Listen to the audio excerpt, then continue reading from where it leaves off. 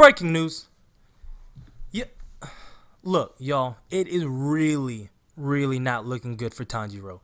Like, at all. If this chapter didn't say anything, it said that it's not looking good for Tanjiro and his chances of survival. I'm sorry. Nezuko has a very, very long way to travel, and there's just no way that... I mean, I know it's going to happen.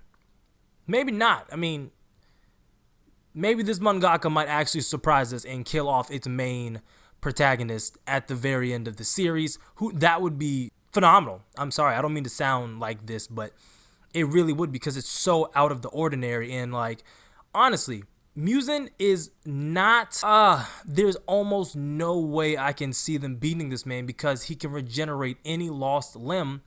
I feel like what you're gonna have to do to beat him is to lob his head off and then cauterize the wound, like, you know, what you would have to do for, you know, the mythical Hydra, what Hercules had to do in order to beat the Hydra.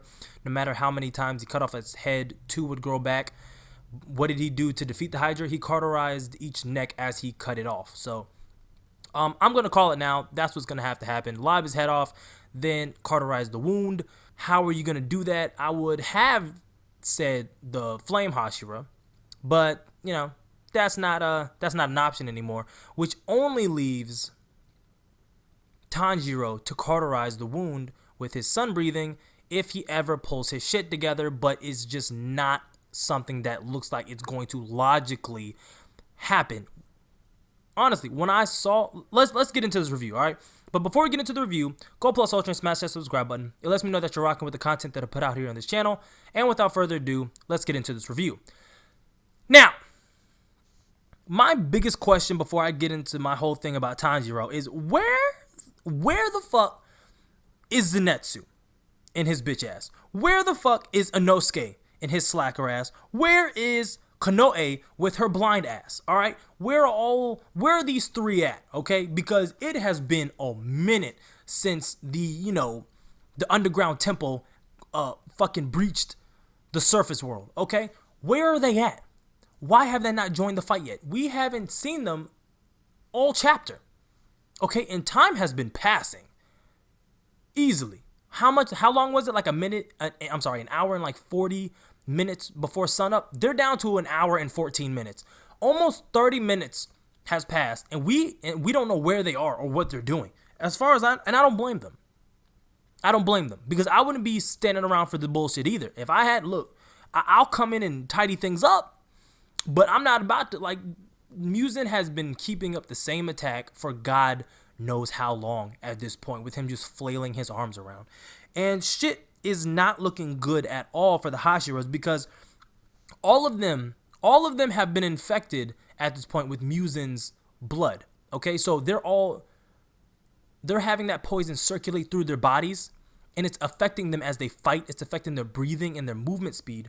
And because of that, it's only a matter of time. Muzan said it himself. It's like cellular damage only takes 5 minutes.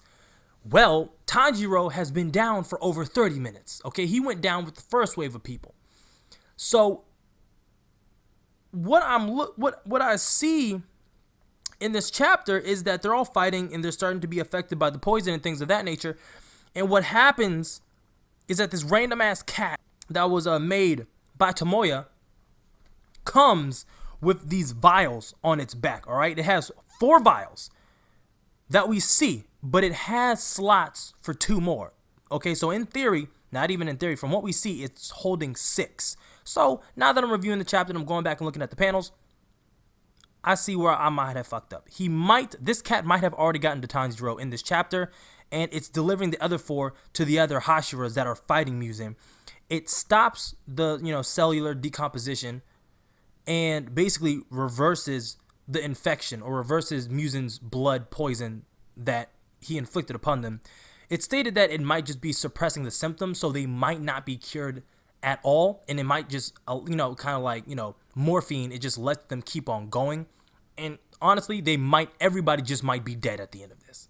Okay? Everybody just might be dead, and the only person left alive is Konoe, and she's going to be just a one-eyed woman who is leading the Demon Slayer corpse and trying to rebuild. Who the fuck knows at this point? But it invigorates them. It lets them keep on fighting. And we get this moment where we have Iguro, and he's having his little flashback. Now, if you remember from chapter 188, it was really speculated like this man was just going to go out in a blaze of glory. And that's what I was expecting from this chapter in chapter 189. I thought he was just going to have his solo kamikaze moment and give it his all to try to kill this man. And that was going to be the end of it. Oh, well, end of him, not end of it. I don't think he's about to solo this man at all. But you have this flashback that he gives you.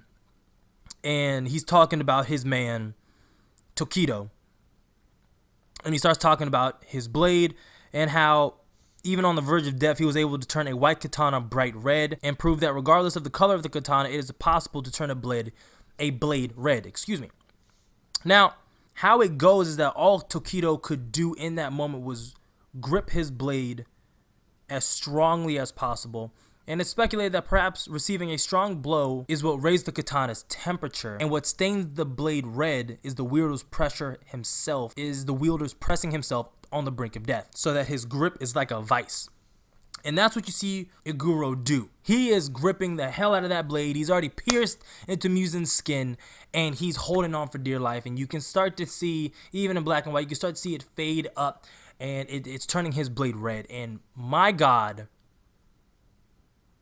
Iguro, you dumb bastard. It's not gonna kill him. Like, that's not even a smart move for you to make to stab him and have no plan at all.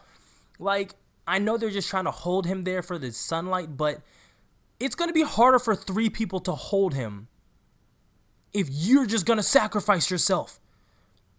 Like, if it's already been established, he can regenerate any limb. Stop trying to just get up close and carve him up. I mean, I understand you have to block and shit, but like, look, getting that close to stab him in his stomach, his abdomen, what do you plan? What do you think is going to happen from that? Nothing. You're going to sacrifice yourself. You're a martyr, and now they're going to be down to 3 Hashiras trying to do what 4 are absolutely struggling to do, and it's just pissing me off in this matter. That's the end of the chapter review. My speculation for what's going to come in chapter 190 is that I believe that Tanjiro is already healed and he's just gathering himself, because there were 6 like slots for the canisters of, you know, anti-venom or anti-poison that were on that cat's back, but 2 were missing, so I'm assuming Tanjiro already has one. If that's the case, then Nezuko coming to the battlefield is going to be more of a detriment. It's possible Nezuko might have something to do. No, fuck it. Tanjiro has to do this with sun breathing, or they're just going to have to wait for the sun to come up. That's what I'm going to go with for this chapter. Let's see what happens. If you made it to the end, thank you for rocking with me. If you are new, smash that subscribe button. Comment on the video, rate the video, like the video, share the video, and like always, keep it safe and wrap it tight. I'm out.